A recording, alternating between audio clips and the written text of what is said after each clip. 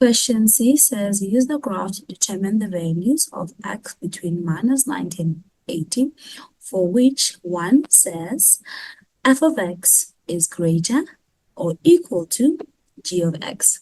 So let's change the colors here. Let's go back to purple. So our f of x is our sine graph, and our sine graph is this one over here. And our g of x is then our cos graph, which is the orange graph over here.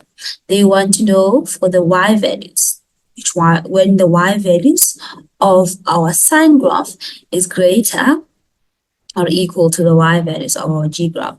So if we look at the graphs from this point up until this point, we will see that the pink graph, which is our f of x, is above our g of x, and we see that they are also equal at those two endpoints. So this is the section that they are looking for, where the pink graph is above the orange graph, meaning the y values of your sine graph is greater than the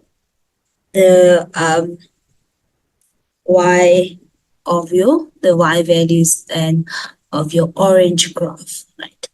Okay, but if we see it, actually it extends beyond just this 135, because if you go all the way to 180, this is clocking it at minus 0.7. So even at this point, the pink graph is still above, So we have to go all the way from this value.